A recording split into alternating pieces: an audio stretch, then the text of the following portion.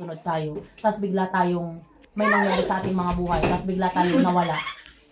Tapos dumating ang nag-backslide ka, dumating ang Panginoon. Hindi sayang naman yung naumpisahan mo. Sayang naman yung paghihintay mo. Sayang naman yung sakripisyo mo. Tapos yung pagdating ng Panginoon, hindi kanya naabutang sinisindi o yung sinding. Sabi ng Panginoon, sasabihin niya sa'yo na hindi kita kilala. So, parang kahit anong iyak ng limang hindi na sila pinapak. Kasi kahit sinabihin nila na nandito kami, naghintay kami. So, sabi ng Panginoon, hindi kita kilala. So, yun yung iniiwasan natin na kaya yung mentoring na nangyari sa atin is maging isa puso natin.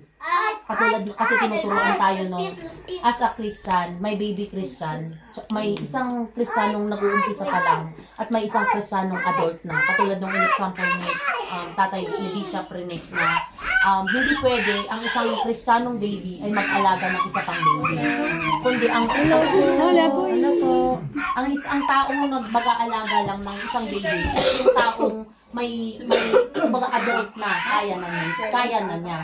Kaya yun yung in-explain ni Bishop Rene na kinakailangan natin mag-attain ng mga training para, kasi ang importante lalo-lalo na sa atin kapag nag-decision tayo na sumunod sa Panginoon, hahawak talaga tayo ng tao. Kasi kapag maghawak tayo ng tao, you are always, lagi natin tinamak sa isip natin yung magiging servant tayo. Kaya hindi puso sa isang leader ang matampuhin. Dapat laging andun yung pagpapasensya at marunong sa paghawak ng mga tao. Kasi maghahawak tayo ng iba't ibang karakter ng isang tao na kinakailangan na prepare tayo doon. Kaya yun yung in-explain ni Pastor na kinakailangan na andun yung training natin, andun yung suning na ino-offer ng church na atin. Kasi tayo di ba nakakilala tayo sa Panginoon. Then gusto natin na pagdating ng Panginoon is ready tayo. Kumbaga pagdating ng Panginoon, and faithful servant. So kailangan natin na magtrabaho. So kung gusto mong magtrabaho sa kalooban ng Panginoon, ano yung dapat mong gawin? At yun yung itinuturo sa atin sa atin ng mga mentor natin. Ngayon, kung gusto natin, ano ang kailangan mo para magamit ka ng Panginoon Diyos? So, kailangan natin makatin ng training, yung sunel, yung life class, kaya pinapaano namin kayo ng life class. Kasi kahit anong gawin namin sa inyo, kung hindi nyo naiintindihan yung ginagawa natin, andun yung mapapagod kayo, andun yung magtatampo kayo. Hindi namin hawak yung mga emosyon nyo. Ang Panginoon lang ang kayang magbago nun. Kaya kapag nagdi-desire kayo na gusto nyo sumunod sa Panginoon, gawin din nyo yung part ninyo na mas lalong makilala pa ang Panginoon para kung dumating yung time na andun yung pagsubok sa mga buhay natin, especially sa mga nakakasama natin, mananatili pa rin kayong matatag. Andun pa rin yung faith ninyo sa Panginoon kasi naiintindihan na ninyo yung ginagawa nyo. So yun yung gustong ipaano ni Bishop noon na hindi kahit ngayon tayo, iba't iba tayo ng level ng faith. Siguro ngayon may baby Christian pa, kinakailangan pang alalayan. Sabi nga noon, sabi ni Apostol Pablo, when I am a child, I talk like a child. So, ganun din tayo. Nung baby Christian pa tayo, nagiging baby Christian pa tayo, doon pa yung matampuhin tayo, hindi pa tayo maaasahan sa isang grupo. Pero kapag hindi kasi pwedeng tapos matagal ka na sa isang Christian kasi yun yung iniiwasan natin, yung matagal ka tapos nag-i-stagnant ka na, yung parang hindi ka magamit, yung umuupo ka lang. Kaya kung gusto ng Panginoon na magamit ka, ano yung gagawin mo? Sabi niya ba, di ba,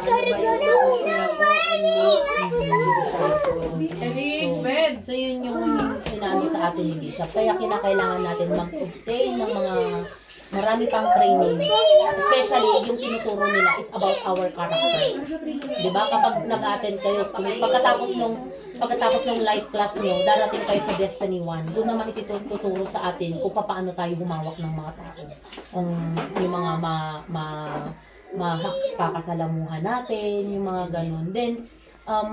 Then sa wisdom din naman, hindi basta-basta na kasi lahat tayo, 'di ba sabi natin, kapag kapag nakikisama tayo, dapat nandun yung wisdom natin. Hindi kasi basta-basta maaatin yung wisdom din. Kailangan natin yung pag-aralan. Kasi ang wisdom, nanggagaling yan sa pagkatakot natin sa Panginoon.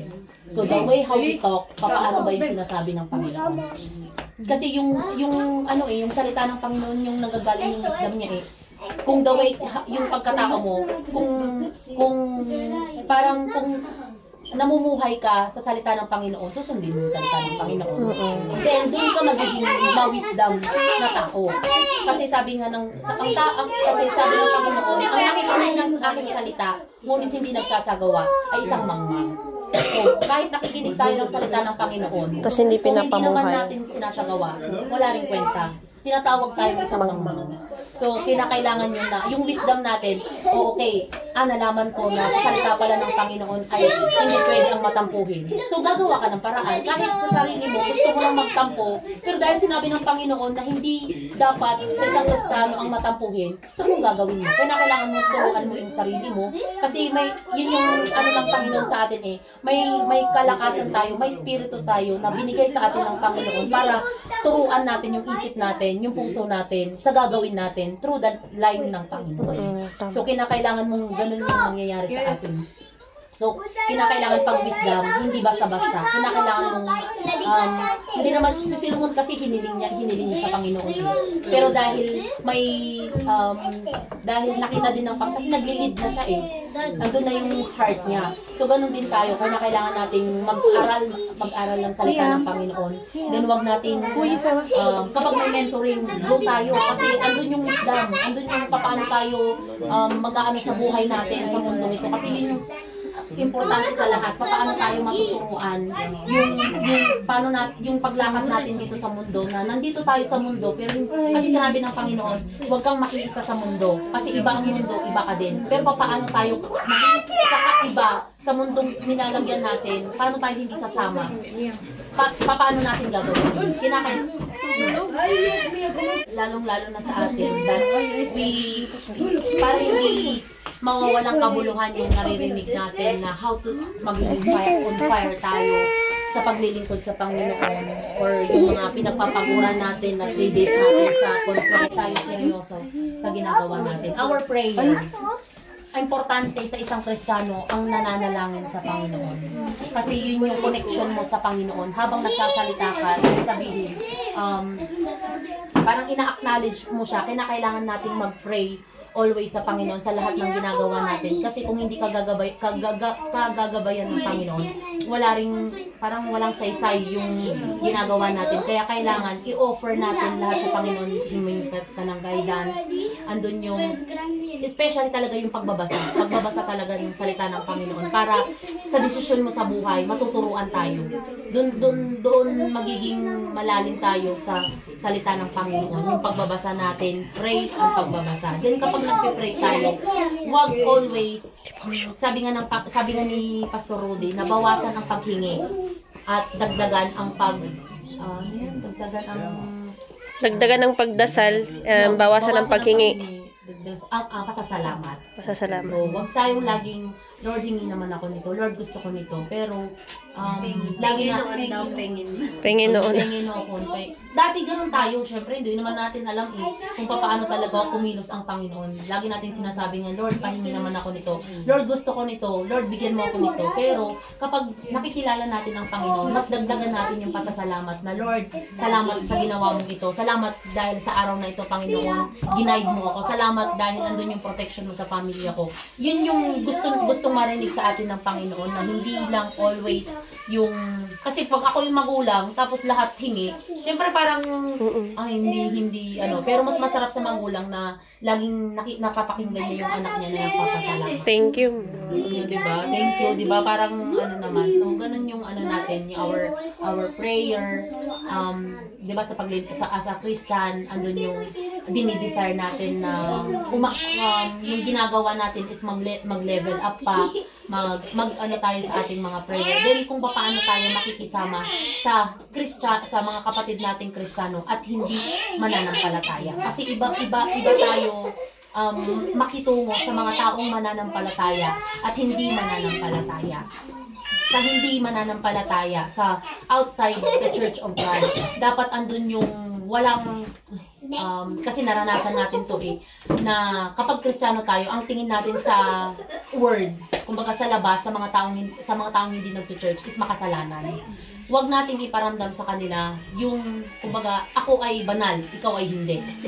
Kasi hindi tayo, righteous ka na. hindi tayo, yun yung iiwasan natin. Then, sa pakikitungo din natin sa Christian, ano yung pasensyahan? Ano ba sabi ni Pastor Pagpapasensya diba? natin. Na makakahanap ka ng mga, shirt tayo. ng mga makasalanan sa loob ng church. Sabi nga niya, mas good. Mas marami sa loob. Mas marami sa loob ng church. Si ano, si Flora.